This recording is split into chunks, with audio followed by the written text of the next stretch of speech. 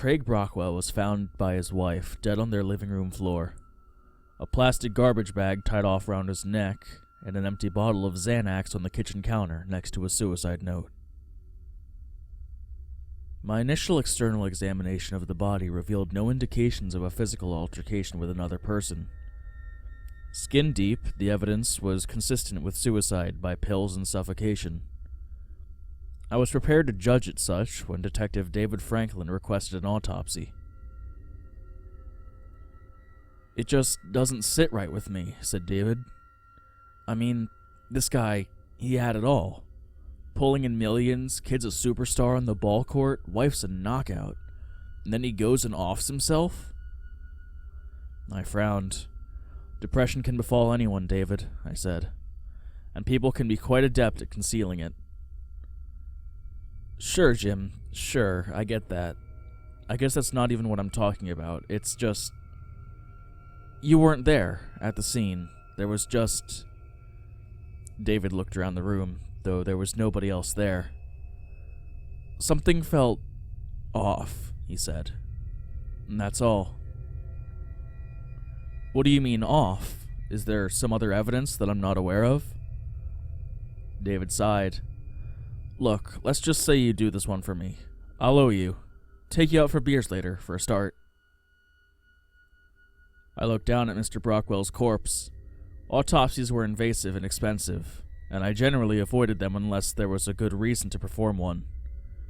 That was up to my discretion, but I supposed that a detective's intuition was good enough reason. It's not like David made a habit of requesting autopsies. "Okay," I said. "I'll do the autopsy. But David, I don't drink." At the time, it was true that I didn't drink.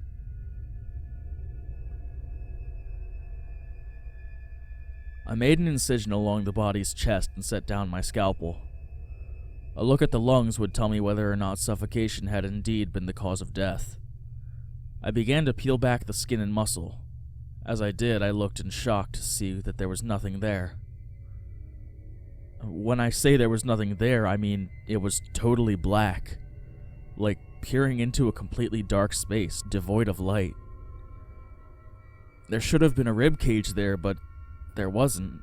There was nothing. I dropped the flaps of skin that I was holding and stood up. I shook my head. No, I thought, that's ridiculous.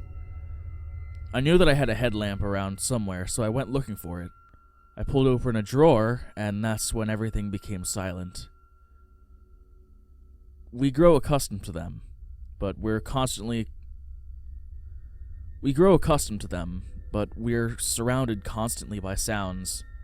The slight buzz of the electric lights above us, the hum of the boiler in the basement, the sound of our own breath, the rustle of our clothes as we move, the sound of an opening drawer. None of it was there. It was as though I had gone completely deaf. I don't know why exactly, but I had a sudden urge to look at the body on my examination table.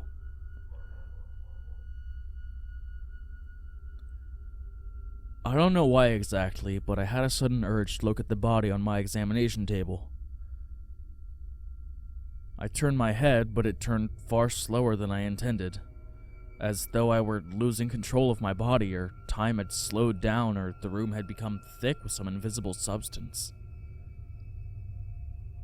The dead and naked body was just as I had left it, of course, with the incision along its chest, and the skin there curled back slightly from where I had begun to peel it.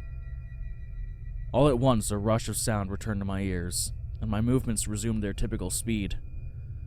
I shook my head once again and turned back to the drawer. I found the headlamp, strapped it to my head, and went back to the body. I flipped on the light, opened up the skin again, and gazed into utter darkness. There was nothing there. The darkness consumed the light from the headlamp. It seemed endless. I steadied myself and tore the skin back further. Instead of the rib cage and bits of tissue, there was only the nothingness. I tentatively stuck a finger into it, and as soon as I did, the silence returned, and everything slowed down again. My finger felt incredibly cold, like touching dry ice. I withdrew it as quickly as I could, which was not very quickly at all. It was like coming out of quicksand, but once I was out, the expected pace of reality fell back into place. I jumped back and picked up my scalpel. I made a deep slice along the right thigh and pulled up the skin. More nothingness. I repeated the procedure on the left thigh to the same result. My hands were shaking and my mind was in blank shock. My mind was as empty as the body in front of me. Nothing could explain this. I walked around to the head and made a cut around the circumference of the crown. I peeled the flesh away and there was nothing. As I stared into it, I froze. I stood holding the severed scalp, staring into the nothingness, unable to do anything else. I don't know how long I was in that state, but the sound of David's voice snapped me out of it sometime later. "How's it going down here, Jim?" I dropped the piece of dead flesh and hair that I had been holding and turned to look at David. This is very bizarre. I've never seen anything like this and I can't explain it. "And how's that?" asked David. I pointed to the body.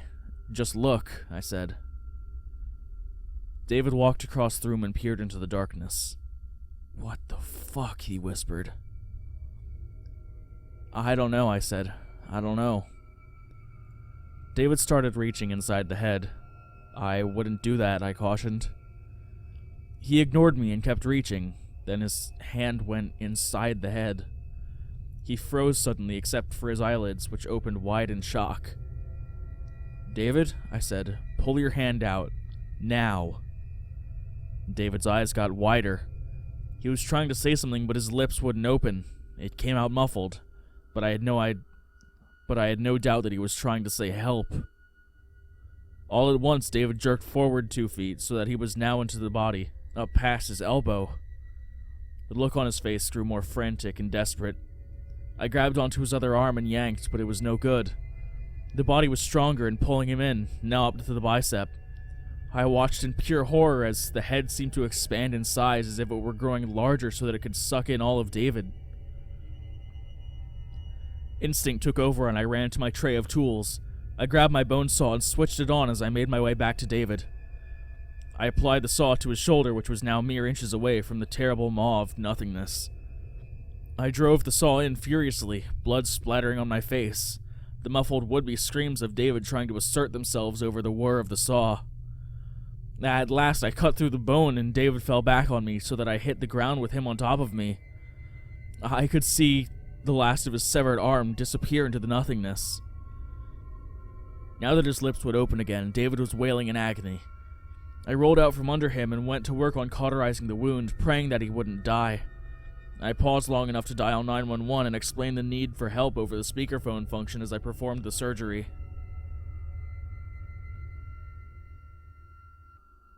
I sat by the hospital bed until David regained consciousness. He looked at me with terrified eyes and grabbed my wrist with his remaining hand. His fingernails dug into me. "I saw it," said David. "I still see it. Nothing. That's what I am, and what you are. Everything is nothing." I broke free of his grip. "That's absurd," I said. "I don't know how to explain that body, but I know that I'm not nothing." David started laughing then. I left him at the hospital, went home, and had my first drink in 2 years.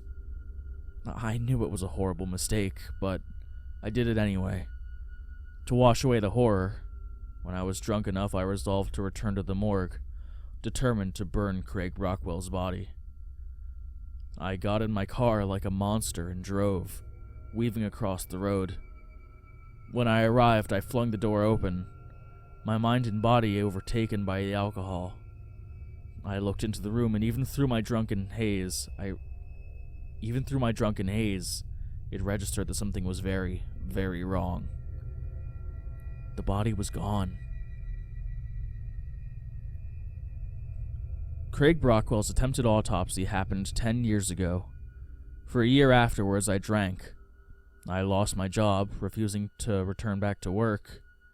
I burned through my savings, and by the end of the year, I had hit rock bottom. This was shortly after Detective David Franklin committed suicide. Now I have my life back together. I still have nightmares, but I have, for the most part, put the incident behind me. I have a loving family and a new career. I cannot express how grateful I am for this new life, but yesterday I saw something.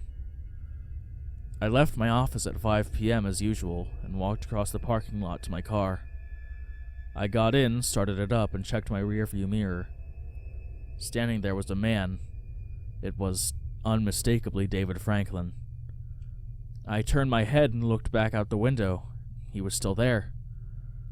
He opened his mouth, and there inside was endless darkness. The world grew silent, and I watched, unable to move, as he lifted his only arm and pointed a finger at me. Then he turned and walked away.